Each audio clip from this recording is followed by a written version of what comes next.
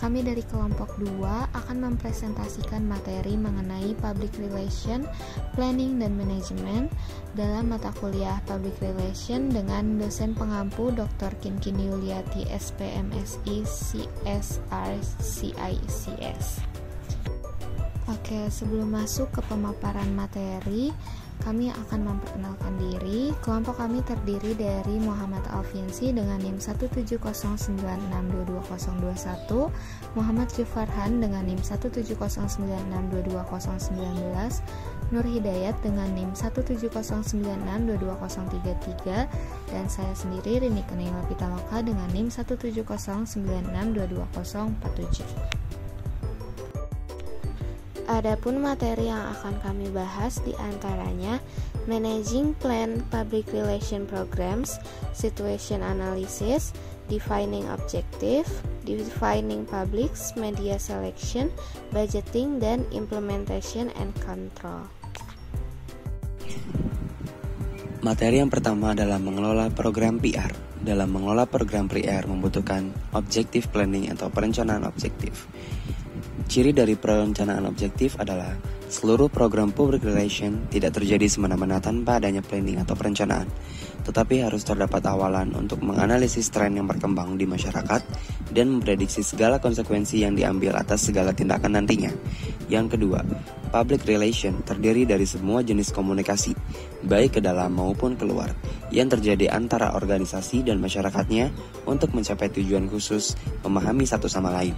Yang ketiga, berbagai program yang berkaitan dengan public relation harus memiliki tujuan yang objektif dan juga spesifik. Jika ada tujuan yang jelas dan dapat diukur, maka akan lebih mudah untuk mengetahui hasil program. Hal ini membuat PR lebih hemat biaya, nyata, dan akuntabel. Yang keempat, PR selalu berhubungan dengan hal-hal yang tidak pasti atau tidak dapat diprediksi. Oleh karena itu, perencanaan perlu dilakukan dengan memperhatikan berbagai hal agar menjadi lebih terorganisir. Program harus direncanakan dari jauh-jauh hari dan dilakukan dalam jangka waktu yang masuk akal. Yang kelima, perencanaan program PR yang objektif membutuhkan analisis yang krisis pada berbagai unsur, seperti tenaga kerja dan juga dana. Kualitas pekerjaan PR bergantung pada waktu dan keterampilan, sehingga jam kerja dan dana yang dialokasikan termasuk gaji untuk menjalankan program harus jelas dan terstruktur. Terdapat 6 elemen dalam proses perencanaan public relation, yaitu 1. Analisis situasi, kedua, menentukan tujuan, yang ketiga, memahami publik, keempat, pemilihan media, yang kelima, anggaran dana, dan yang keenam, evaluasi. Dalam mengelola program public relation, membutuhkan pengajuan program PR atau Submission of a Public Relation Programs. Untuk membantu klien memahami apa yang dapat dibelanjakan dan apa yang akan dibelanjakan, PRO atau Public Relation Officer harus memberikan proposal program yang terperinci, didukung oleh anggaran yang terstruktur, dan menyampaikannya kepada klien tentang program yang telah direncanakan dengan jelas. Hal ini akan membantu pemahaman dan alokasi waktu dan uang, memberikan wawasan tentang alokasi sumber daya, dan memberikan garis besar prioritas dan opsi. Selanjutnya adalah menganalisis jalan secara kritis atau critical path analysis. Sebelum pelaksanaan program yang telah direncanakan seluruhnya dapat berjalan, Pro harus membuat rancangan berbagai pekerjaan yang berguna untuk mensukseskan program. Hal ini termasuk pada merencanakan setiap pekerjaan yang berkaitan dengan program harus ditentukan tenggat waktu penyelesaiannya. Setelah menganalisis jalan secara kritis, mengelola program PR juga harus membuat bagan perencanaan hari H.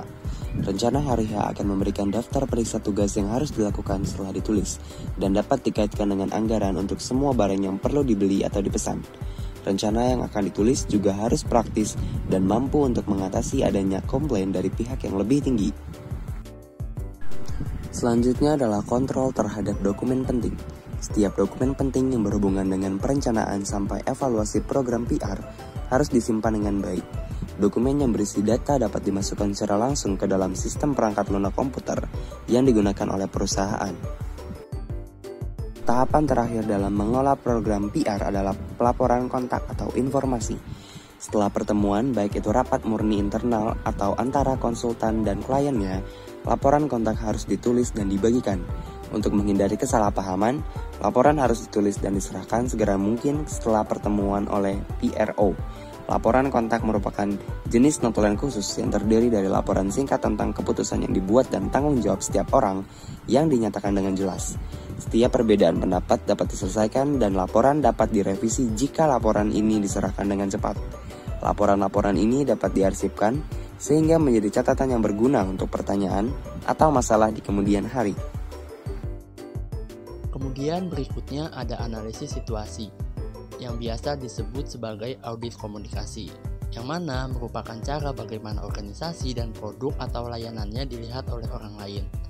Audit komunikasi dapat dilakukan secara internal atau oleh konsultan luar, yaitu individu yang dapat memberikan nasihat independen dan berpengalaman dalam bidangnya. Audit komunikasi tidak hanya memeriksa pola, aliran, saluran, dan teknologi yang diperlukan untuk komunikasi, tetapi juga memeriksa konten, kejelasan, efektivitas, kebutuhan informasi individu, kelompok kerja, departemen, dan juga divisi. Sebuah audit komunikasi dilakukan dalam beberapa tahap, antara lain perencanaan dan desain yang melibatkan mengumpulkan sampel dari semua komunikasi pemasaran yang dilakukan oleh setiap bagian organisasi. Kemudian ada penelitian dan pengukuran yang mana dimulai dengan penelitian eksplorasi informal yang kemudian dilanjutkan dengan pengumpulan informasi yang lebih formal. Penelitiannya melibatkan pengukuran seberapa efektif komunikasi dan sistem umpan balik. Dan yang terakhir adalah proses analisis dan laporan. Analisis dilakukan setelah memeriksa informasi yang dikumpulkan pada tahap sebelumnya untuk menentukan seberapa baik komunikasi memenuhi kebutuhan organisasi. Dalam menganalisa situasi, staf public relation harus memperhatikan image mereka. Terdapat 6 image yang perlu diperhatikan. Yang pertama ada mirror image yang merupakan bagaimana cara orang luar melihat organisasi dari sudut pandang manajemen internal. Kemudian yang kedua ada current image yang didasarkan pada pengetahuan atau pengalaman orang. Ketiga ada wish image yang mana membentuk persepsi yang positif dari publik. Yang keempat ada multiple image yang mana terjadi ketika anggota organisasi memiliki masing-masing gambaran pribadi tentang organisasi, sehingga banyak gambaran sebanding dengan jumlah anggota. Kemudian yang kelima ada optimum image yang mana sebuah usaha untuk mencoba membangun pandangan yang cukup akurat pada orang awam tentang sesuatu yang rumit. Dan yang terakhir atau yang keenam ada corporate image yang merupakan cara pihak luar melihat organisasi itu sendiri. Dalam menganalisa situasi terdapat 7 metode yang dapat digunakan. Yang pertama adalah marketing research. Riset pemasaran sangat penting untuk memahami kesadaran, opini, ataupun sikap publik kepada organisasi. Yang kedua, ada desk research yang mana didasarkan pada penelitian ataupun pencarian informasi berdasarkan laporan lampau, yang mana dapat memberikan indikator situasi yang sedang ditinjau. Kemudian yang ketiga adalah complaints ataupun keluhan, yang mana hal ini merupakan hal yang sangat penting bagi organisasi untuk ditanggapi dan dibicarakan kembali dengan pihak yang lebih tinggi. Kemudian ada situasi keuangan yang mana harus diperhatikan oleh staf public relation, karena jika terjadi krisis keuangan, maka investasi, peluang perdagangan, dan juga sektor bisnis akan terpengaruh.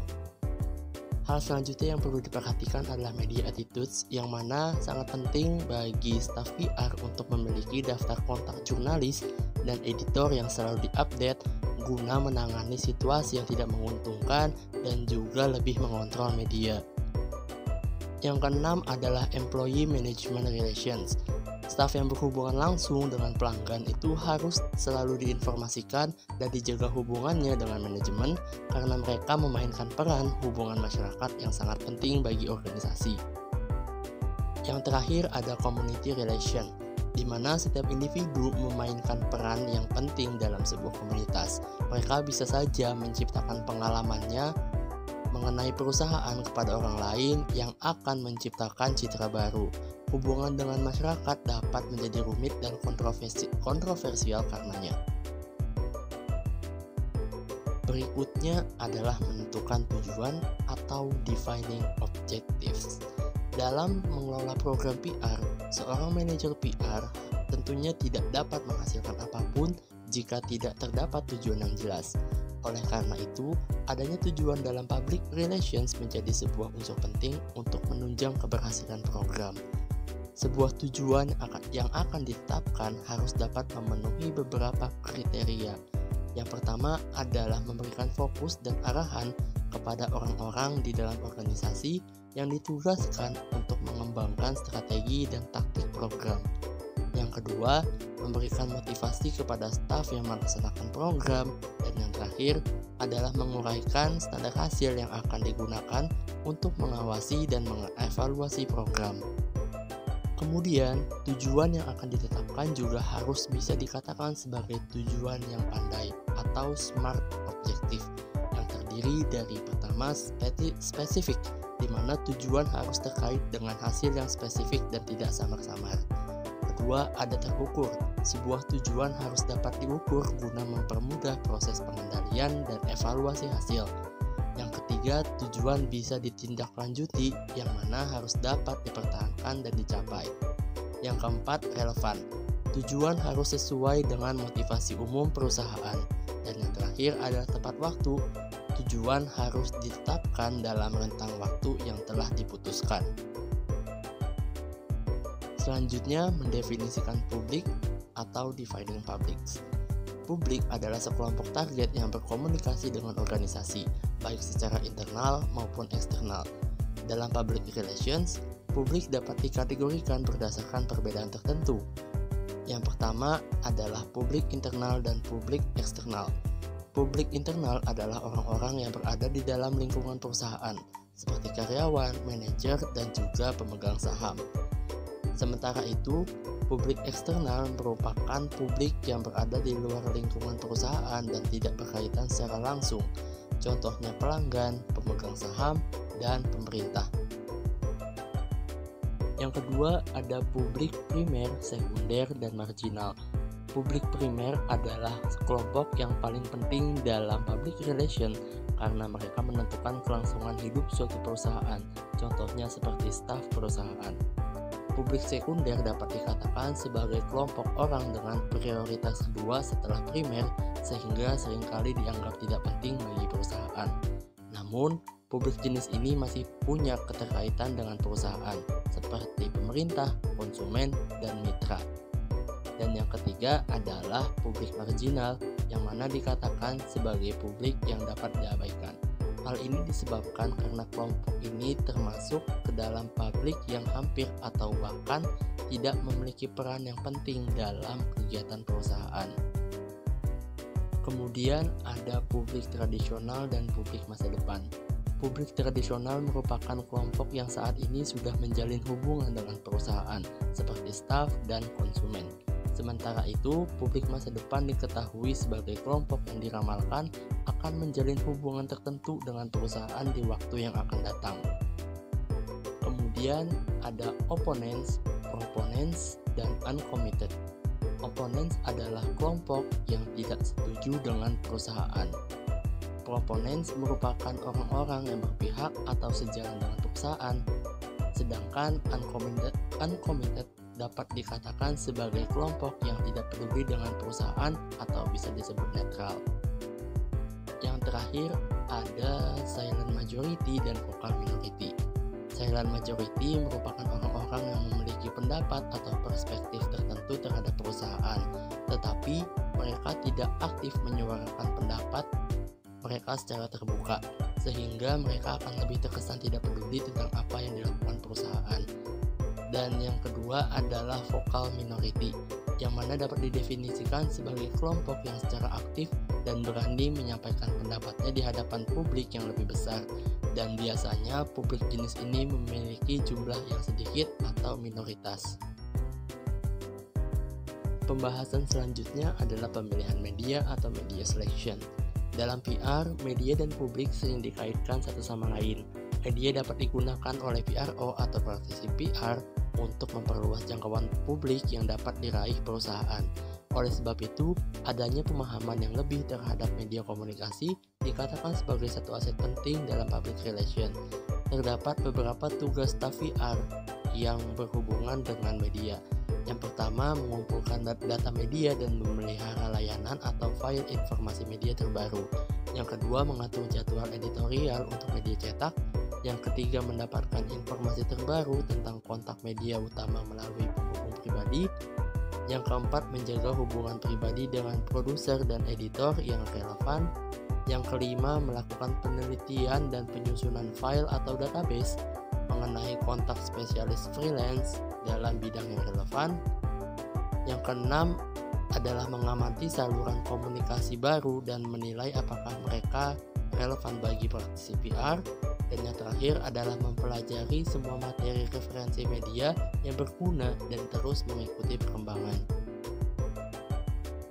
Masih terkait dengan pemilihan media, selanjutnya di sini akan membahas mengenai media analisis, di mana setiap peluang yang berhubungan dengan media harus dievaluasi untuk menentukan kepada siapa atau kemana materi harus dikirim atau dihubungi. Akibatnya, penting bagi praktisi PR untuk memahami kekayaan media yang tersedia dan bagaimana memasukkannya ke dalam bauran media mereka.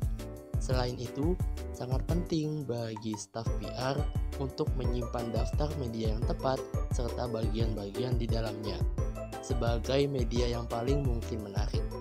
Hanya dengan menggunakan media yang tepat untuk menyampaikan pesan kepada audiens, komunikasi yang efektif dapat tercapai di masa depan.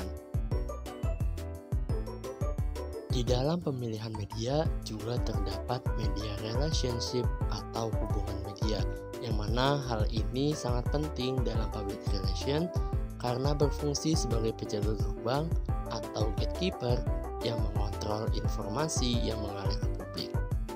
Hubungan media yang baik dapat membantu tujuan jangka panjang seperti meningkatkan citra terhadap brand atau perusahaan, media profile menjadi lebih baik, mengubah sikap target audience, meningkatkan hubungan dengan khalayak, meningkatkan pangsa pasar, mempengaruhi peraturan atau kebijakan pemerintah, dan yang terakhir adalah meningkatkan hubungan industrial. Kemudian dalam public relations, pemilihan media memerlukan beberapa pedoman atau guidelines.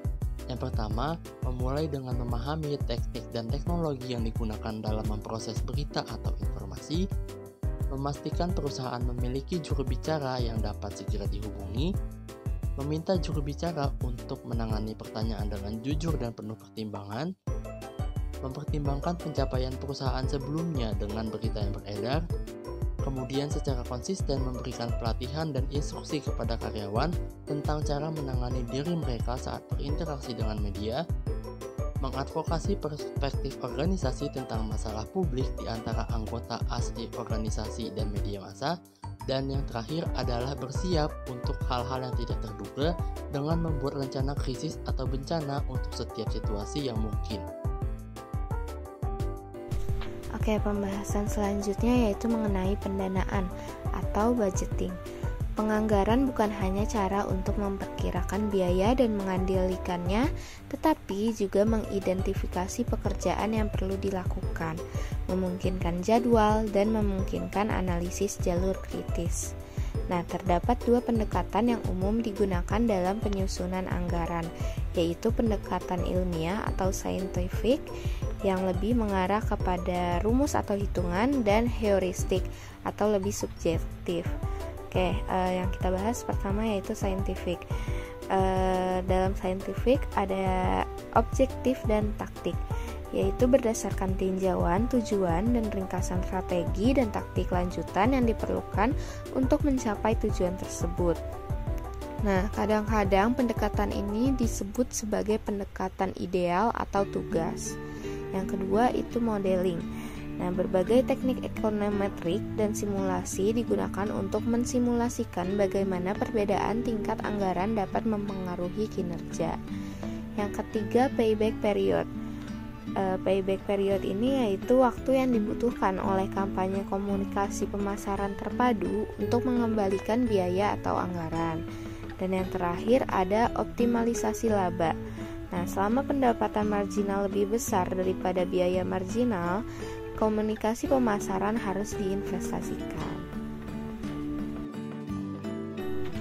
Nah, pendekatan selanjutnya yaitu heuristik, yang di dalamnya terdapat percentage of turnover, yaitu menggunakan perhitungan sederhana yang menggunakan persentase tetap dari omset yang diantisipasi. Yang kedua, competitive parity, menggunakan persaingan dan biaya relatif sebagai tolak ukur. Yang ketiga, affordable, dilakukan berdasarkan penggunaan semua uang yang tersedia setelah dikurangi biaya dari keuntungan yang dibutuhkan.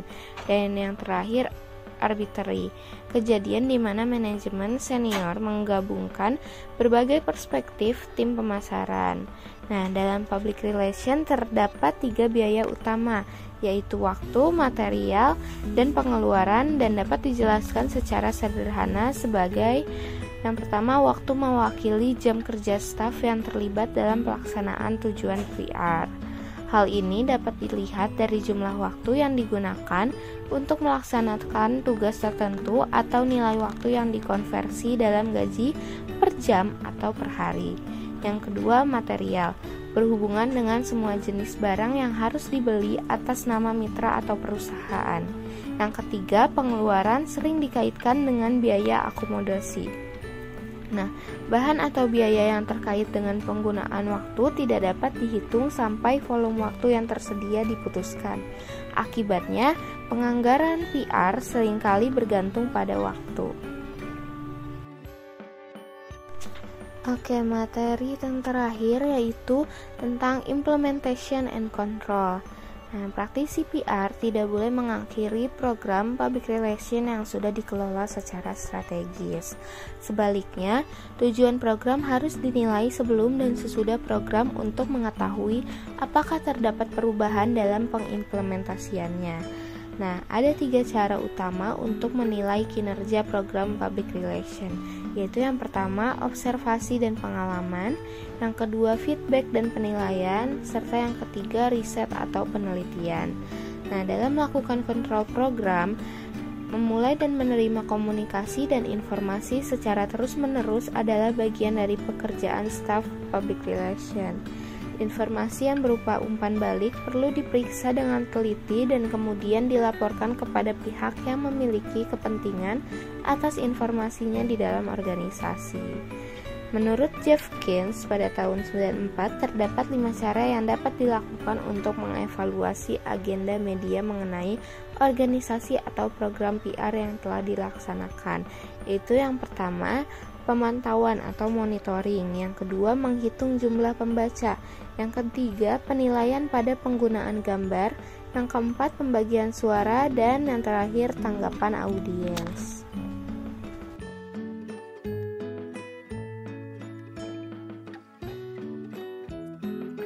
PT Unilever sebagai salah satu perusahaan terbesar di Indonesia juga menggunakan strategi marketing public relations dalam mempromosikan produk kecap Bango. Salah satu strateginya adalah dengan mengadakan acara marketing selain beriklan. Acara ini merupakan salah satu cara yang paling ampuh dalam menyampaikan pesan sebuah brand atau merek. Caranya yaitu dengan cara mengajak customer atau potential customer untuk terlibat dalam sebuah acara. Hal ini diimplementasikan dalam acara Festival Jajanan Bango. Tujuannya bukan hanya untuk menciptakan pengalaman dan melibatkan emosi audiens, tetapi juga untuk menjadi sarana komunikasi yang bahkan dianggap lebih efektif daripada hanya beriklan belaka. Selanjutnya, ada uraian mengenai strategi marketing Festival Jajanan Bango. Jadi, sebelum acara, ada 4 strategi yang digunakan dalam penyusunan acara, yakni yang pertama ada media relations. Hal ini dilakukan dengan mengumumkan Festival Jajanan Bango dan menarik perhatian media melalui konferensi dan siaran pers. Yang kedua, ada digital marketing. Hal ini dilakukan dengan menciptakan akun media sosial dan website khusus Festival Jajanan Bango untuk mempromosikan acara, menyebarkan informasi tentang penjual dan penjajanan, juga mengadakan kuis dan giveaway secara gratis. Yang ketiga ada influencer marketing, yaitu dengan bekerja sama dengan para influencer atau para artis-artis terkenal kuliner untuk memasarkan Festival Jajanan Bango di media sosial mereka.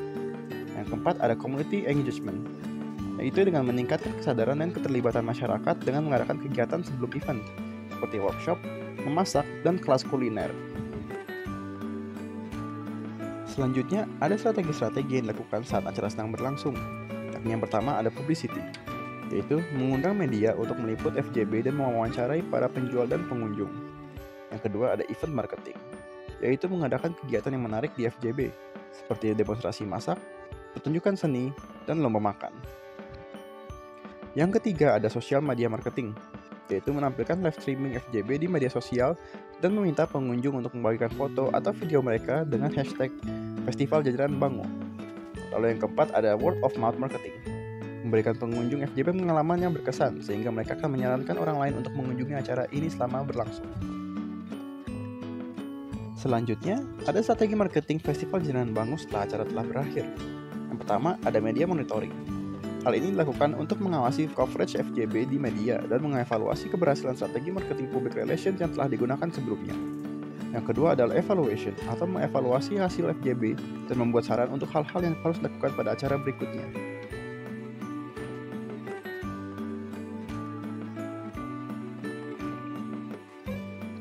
Kaitan pokok bahasan dengan studi kasus yang paling utama adalah Festival Jajanan Bango telah menggunakan strategi public relations seperti kerjasama dengan influencer, komunitas, masyarakat, serta media dalam melaksanakan acaranya.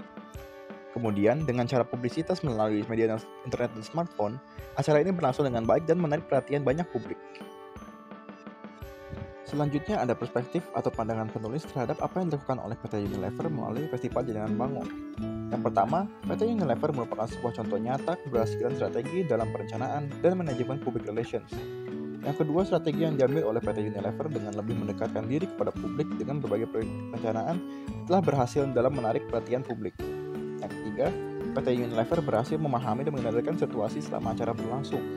Yang keempat, pengalokasian dana atau budgeting dengan memanfaatkan media sangat-sangat berhasil daripada membuang uang untuk mengiklankan acara secara berlangsung. Yang terakhir, mengadakan konferensi pers dan menyebarkan siaran untuk menarik perhatian media juga berhasil. Selain itu, kerjasama dengan influencer kuliner untuk mempromosikan FJB di media sosial benar-benar menarik perhatian publik dalam mengunjungi acara Festival Jajanan Bango secara langsung. Jadi, kesimpulannya, dalam proses perencanaan dan pengelolaan program public relation, hal yang paling penting adalah menentukan tujuan terlebih dahulu, karena pengimplementasian dan penilaian program PR nantinya tidak semena-mena terjadi, melainkan harus direncanakan secara terstruktur. Program yang berkaitan dengan public relation harus memiliki tujuan yang objektif dan juga spesifik. Selain itu, tujuan program PR yang akan ditetapkan harus spesifik, terukur, bisa ditindaklanjuti, relevan, tepat waktu. Hal ini membuat PR lebih hemat biaya, nyata, dan akuntabel. Selain itu, proses perencanaan PR diharuskan untuk memperhatikan 6 elemen, yakni analisis situasi, menentukan tujuan, memahami publik, pemilihan media, anggaran dana, dan evaluasi. Salah satu langkah awal yang sangat mempengaruhi keberhasilan pengimplementasian program PR terletak pada perencanaan awalnya. Cara perusahaan dalam menggapai publik dengan memilih media dan mengalokasikan dana yang dimiliki untuk menggerakkan pihak tertentu akan menjadi faktor penentu keberhasilan program PR, seperti pada acara Festival Jajanan Bango. Saran untuk mengelola public relation adalah memperhatikan secara seksama setiap langkah dalam proses manajemen public relation. Pastikan untuk terus memantau perkembangan situasi dan respon publik, serta fleksibel dalam menyesuaikan strategi jika diperlukan. Selain itu, penting untuk melibatkan berbagai pihak terkait secara proaktif dalam proses perencanaan dan implementasi. Dengan demikian, program public relation dapat menjadi lebih efektif dan berhasil mencapai tujuan yang diinginkan. Mengingat event Festival Jajanan Bango adalah acara tahunan yang bertujuan untuk melestarikan kuliner Nusantara dan mempererat hubungan masyarakat dengan Bango, maka penting untuk mengevaluasi hasil dari setiap strategi dan membuat rekomendasi untuk acara berikutnya. Cukup sekian pemaparan dari kelompok kami, kurang lebihnya mohon maaf. Wassalamualaikum warahmatullahi wabarakatuh.